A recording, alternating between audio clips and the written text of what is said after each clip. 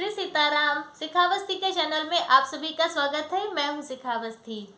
होली का पर्व। होली का पर्व आते ही मन अबीर गुलाल के रंगों में रंग जाता है।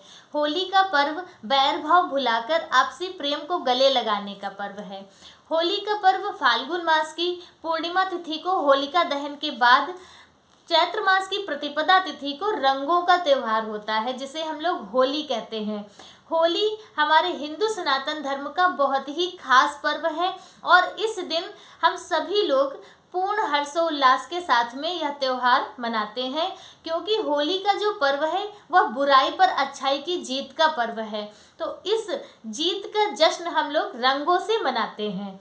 तो इस खास दिन पर हम अपने देवी देवताओं की, अपने इष्ट की किस विधि से पूजा अर्चना करें, क्योंकि खास दिनों में अपने इष्ट की खास रूप से, विशेष रूप से पूजा अर्चना करनी चाहिए, जिससे उनका आशीर्वाद हमारे ऊपर हमेशा बना रहे और हमारी जो मनोकामनाएं हैं वह पूर्ण हो, हमारे घर में सुख शांति समृद्धि रहे।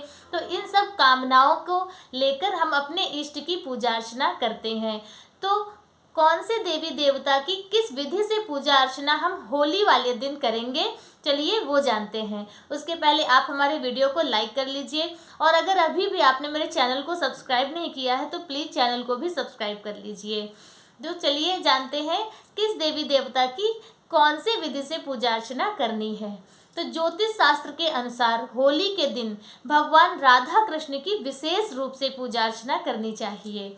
भगवान राधा कृष्ण की पूजा अर्चना करने के लिए आप अपने घर के मुख्य दरवाजे पर भगवान की मूर्ति विराजमान कर सकते हैं और उनकी चौकी लगाकर उनकी मूर्ति विराजमान करें। उनकी पूजा में गुलाल, पिचकारी इत्यादि का प्रयोग करें, भगवान को अर्पित करें और उसके बाद फिर आप अपना त्योहार प्रारंभ करें।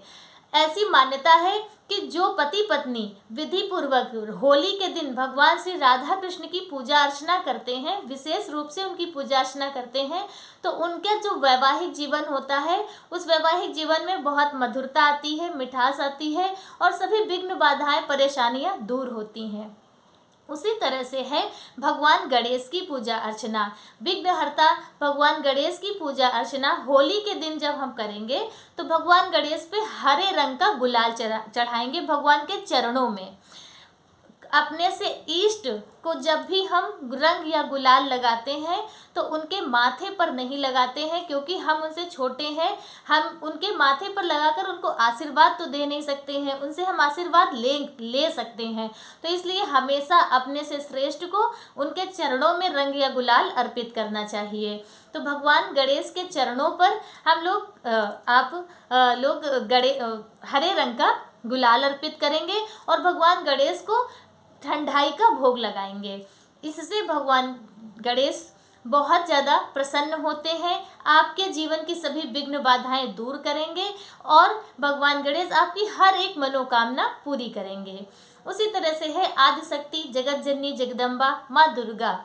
होली के दिन माता रानी के ऊपर लाल रंग का गुलाल अर्पित करें, लाल रंग की चुनरी अर्पित करें, हो सके तो लाल रंग की साड़ी माँ को अर्पित करें और होली के दिन जरूरतमंदों को वस्त्र दान करें।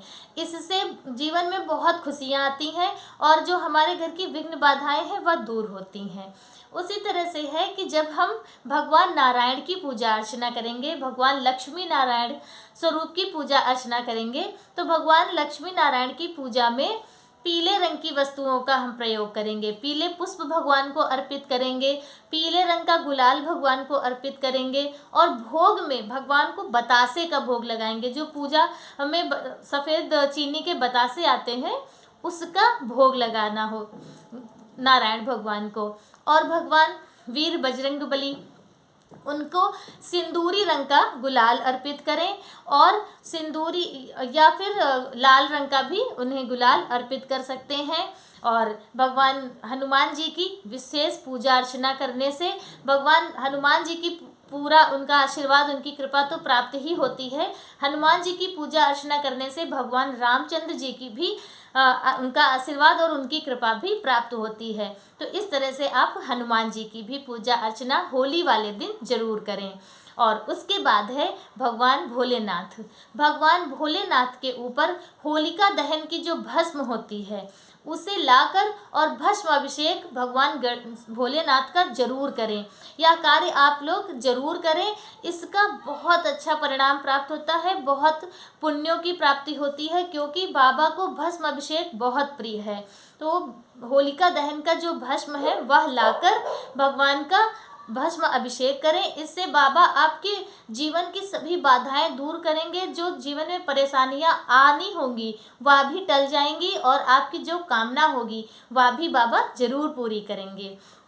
तो इस तरह से सभी देवी देवताओं की पूजा अर्चना होली वाले दिन करनी है इस विधि से, या फिर आपके जो इष्ट हो आप उनकी पूजा जरूर करें। भगवान श्री राधा कृष्ण की पूजा जरूर करें। सभी जो भी वैवाहिक दंपत्ति हैं वह भगवान राधा कृष्ण की पूजा विशेष रूप से होली वाले दिन जरूर करें, ताकि उनका वैवाहिक जीवन खूब खुशमय सुखमय है और उनके जीवन में कभी कोई परेशानी कोई बुराई ना आए। तो इस तरह से आप राधा कृष्ण की पूजा करें और भगवान भोलेनाथ का भस्म अभिषेक करके उनका आशीर्वाद प्राप्त करें। इस तरह से और उसके बाद फिर आप अपना त्यौहार प्रारंभ करें। अपने से बड़े जो आपके घर में हो उन्हें अबीर गुलाल लगाकर उनसे आशीर्वाद प्राप्त करें, क्योंकि यह त्यौहार प्रेम का पर्व है। और इस पर्व में अगर थोड़ा बहुत भी आपस में किसी से मनमुटाव है तो उसे भूल कर गले लगाएं, और आपसे बड़ा है तो उससे आशीर्वाद प्राप्त करें और अपने इस त्यौहार को खूब खुशियों के साथ में मनाएं। आप सबकी होली खूब अच्छी खूब सुखमय हो। इसी मंगल कामना के साथ में आप सभी को होली की हार्दिक शुभकामनाएं। श्री सीताराम।